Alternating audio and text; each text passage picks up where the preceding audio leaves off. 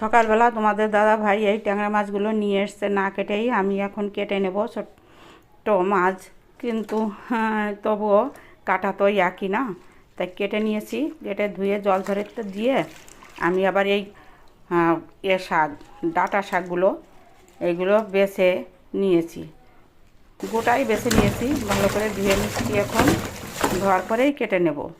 এই কাঁটাটা আগে কেটেই ধুতে পারতাম, কিন্তু একটু সুবিধা হলো, তাড়াতাড়ি ওই মাটি মুটি থাকে যার জন্য আর কি।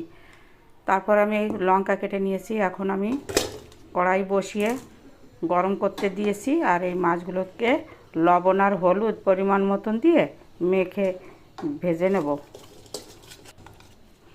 এখানে যে মাছগুলো আছে দুই ভাগ করে নিয়েছি।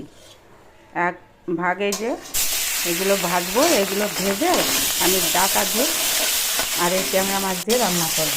আর যেগুলো রয়েছে ওগুলো আমি পরে লাউ দিয়ে রান্না করব, সেটা আমি পরের ভিডিওতে দেখাবো। এখন আমি এই একটা করে নেই, তার জন্য আমার মাছ তো ভাজা হয়ে গেছে। ওই মাঝখানে না ওই যে তেল আছে, তেলে আমি জিরে আর তেজপাতা দিয়ে দিয়েছি, আর এই কাঁচা লঙ্কাগুলো দিয়ে দিলাম।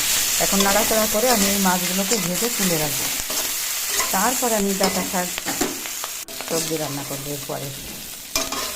কিন্তু একটু জিরে ভেজে তুলে রাখবো, একটা চামচ জিরে এটা ভেজে তুলে রাখছি। এটা লাস্টে আমি ওই সবজি যখন রান্না হয়ে যাবে তখন আমি ওই ভাজা জিরেটা বেটে দিয়ে তুলে নেব।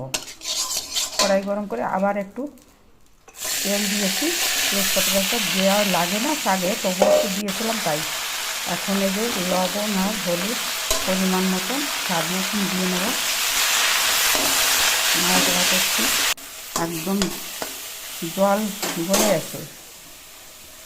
সেই মুহূর্তে আমি মানে শাকটা একদম নরম হয়ে গেছে, একটু মানে কমে গেছে, তখন আমি এই শাক, কাঁচা লঙ্কা আর এই যে জল একসঙ্গে দিয়ে দিলাম। তাকে বেশি জাল তো লাগে না, আর এই মাছটাকে একদম ভাঙাভাঙি করবো না, যার জন্য এই যে লাস্ট মুহূর্তে দিয়েছি। আর সবুজ থাকবে সবজিটা, যার জন্য ঢাকি না।